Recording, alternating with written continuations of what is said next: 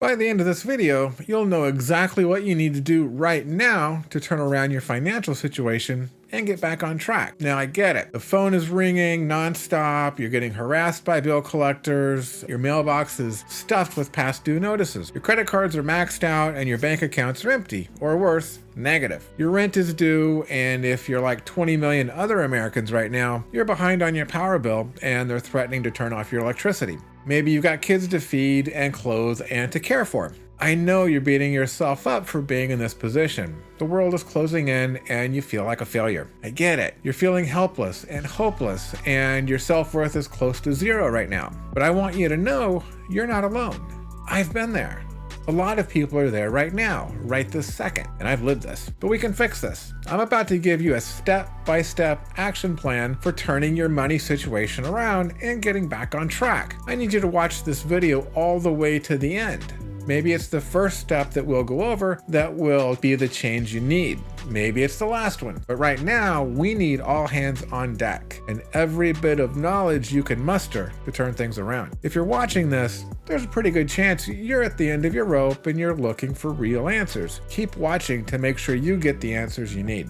I've been a bankruptcy lawyer for almost 25 years, and I've made it my life's work to help people deal with their money problems and get a fresh start. I've done this thousands of times, and I can help you get back to where you're supposed to be. Having said that, this is my plan. First, we're going to spend a few minutes talking about your frame of mind, because if you don't feel like you have the ability to make things right, then you won't. And you have to know in your gut that there's nothing you're facing that is too much or it's too big to handle. You got this, I promise. Second, we're going to stop the bleeding by looking at your expenses. It's your job now to rein in your spending, because you can't hope to get out of the hole you're in if you're digging the hole even deeper. Third, we're going to look at the income side of the equation. How can you bring in some extra money once you've cut your expenses? Last, what if you've done all these things and you're not making progress? We'll talk about what to do if your situation is just too far gone. That's a possibility, but luckily, there's always a safety net. If this sounds useful, I would really appreciate you taking a second to hit the like and subscribe buttons so you know when I publish new videos. Also, leave a comment below telling me that you've subscribed so I can thank you personally. Just say, I subscribe. I do read all the comments and I try to be as active in the comments as possible. Remember, I can't help people if they don't know I'm here. Thank you so much, and let's get started.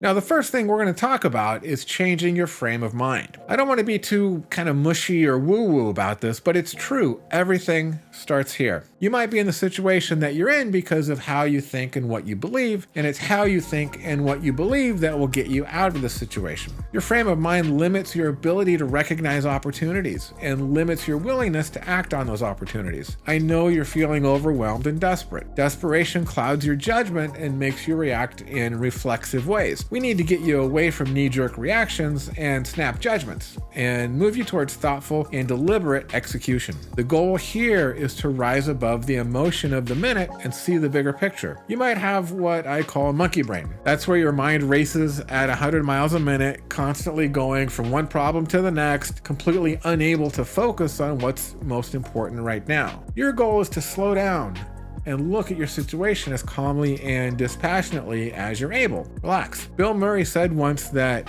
you're better at everything when you relax, and I absolutely believe that. When we get desperate or we panic, we're afraid, we stop breathing. Our bodies tighten up and restrict. Obviously, that means the oxygen can't get to your brain and your thinking suffers. Like I said earlier, we need all hands on deck right now. We need you to be the best and most resourceful problem solver that you can be. So whenever you feel yourself getting desperate or overwhelmed, I need you to stop, take a few deep breaths, and relax. You'll feel your body settle down and your thoughts will be clearer. When you breathe and relax, the challenges you're facing don't seem so insurmountable. The problems aren't so complex and unsolvable. When I do this, one thing I always tell myself that really helps me is this: nothing is as good or as bad as it seems in the moment. Things almost never are as bad as you think they are. Relaxing doesn't just make it easier for you to think, it makes it easier for you to act. Once you've decided on what to do, being relaxed makes it much easier for you to follow through and do what you need to do. You feel more confident and you feel more capable. Since we're talking about getting all hands on deck, I want to mention that there's another great source of support that is crucial to your success that I want to talk about: your family and friends. Admitting that you need help, that you're not perfect, maybe is really hard. At least it always has been for me. If you have a spouse or a partner, tell them that you're struggling and that you need their help. I'm old. I was raised with this old-fashioned idea that it was my job to protect my family from anything that was worrisome or threatening, and that it was my job alone. That's a lot of weight to carry on your shoulders. Personally, I can say that in particularly tough times, nothing makes me feel better than to look at my wife and tell her I need her and I need her help. 2 against the world is always better than 1. And if you don't have a partner, then go to a family member like a parent or a brother or a sister. If you don't have family, go to a friend, go to a teacher if that's all you have. Hell, put it in the comments or send me an email telling me you need help. People care about you more than you know. And all you need to do is say, I need help.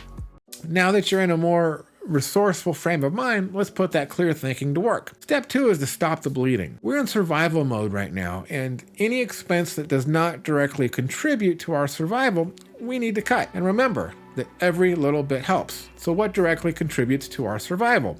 Food, shelter, clothing, maybe transportation. But that's it. Not Netflix, not Starbucks. So let's start by stopping all those microtransactions like subscription services. If you use subscribe and save on Amazon, go through your orders and cut any unnecessary items, or switch to less expensive items.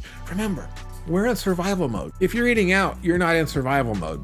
Okay, Netflix, like I said, cut it. Starbucks, cut it. We don't need those for survival. Anything you're paying for that you don't need to survive, stop. You have to be able to think long term and say no to anything that's just not necessary in the short term. The overriding idea here is to get as close to no money going out as possible, because every dollar that goes out is one less dollar that you can use to survive. What if you've cut out all the subscriptions, the eating out, the drinking with friends on the weekend, but that's not enough? Well, it's time to go after bigger expenses. Do you have a car payment that you can get rid of by selling your car and paying cash for a used car? That also allows you to lower your insurance expense, since it's cheaper to insure a used car than a new car. What about where you live? I know it's really tough to find a rental at anything close to reasonable prices right now, but look to downsize your housing expense. Maybe even move in with a friend or family member. As it turns out, 1 in 4 adults in the US now lives with a parent or grandparent,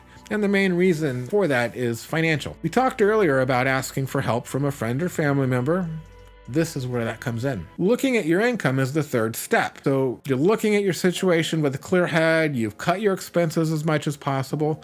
Now it's time to look at the income side of the equation. Can you pick up more hours at work? What about asking for a raise? I know that with a potentially softening job market right now, an increasing number of workers are hesitant to ask for a raise, but you gotta do what you gotta do. There are 2 jobs for every person looking for a job right now, so you should be looking at picking up a part-time job, especially if you don't have a family or you have some extra time on your hands. If this isn't an option, look to start a side hustle. You can use sites like Upwork and Fiverr to pick up short-term work that you can do working around your regular work schedule. You can pick up work writing blog posts and social media posts and get paid anywhere from $20 to $50 per post. There are tons of copywriting jobs offered. Find some in your area of expertise or interest. Also, it's easy to sign up to drive for Uber and Lyft. It allows you to earn money while working around your current schedule if you have certain work hours you need to work around because you're caring for kids or whatever. There are also other ways to start making money right now. Gig walk is a great way to start making money today. You basically sign up to get paid for doing things like checking business websites for errors or going to stores to make sure displays are set up properly, that sort of thing. You get paid an agreed amount as soon as you finish the task you sign up for, and the money gets deposited in your PayPal account that day. And there are also still actual secret shopping gigs available as well on sites like Market Force, where you get paid to go to some store or restaurant as if you were a regular customer,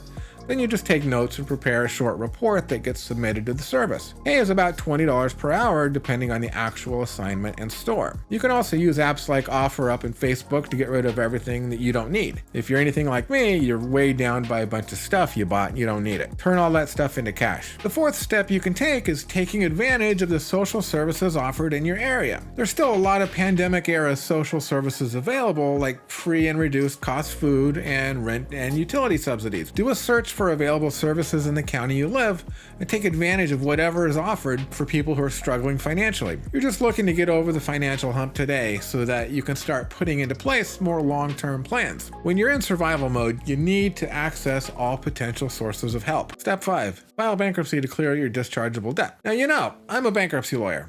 So I was going to talk about bankruptcy as an option to right your ship, and that's step number 5. Credit reporting agency TransUnion just reported today, February 3rd, that in Q4 of 2022, total credit card debt spiked to $930.6 billion in the US, which is a record. That's 18.5% higher than 2021. On top of this, the current savings rate of 3.4% of income is below pre-pandemic levels. In fact, at the beginning of the pandemic, savings swelled to 30% of income thanks to all the stimulus money going around. But inflation has eaten into people's savings, and now people are worse off financially than they were before the pandemic started, and it's getting worse. For most people, this is despite an unemployment rate that we haven't seen in over 50 years. So if you find yourself in the position that you would be doing okay if not for credit card and personal loan payments that have gotten out of hand, then maybe bankruptcy might be right for you. Now, I'm not going to go into that here. I have other videos that talk about bankruptcy, but at the very least, make sure to talk to a bankruptcy lawyer to see if that is an option for you. In conclusion, everything starts with your frame of mind. You have to slow down, look at your challenges, and believe that you have the tools to fix your situation. And don't be afraid to ask for help when you need it. In the end, you have to act. You have to do something different than what you've been doing in order to get different results. You can do this. If you found this helpful, don't forget to hit the like and subscribe buttons.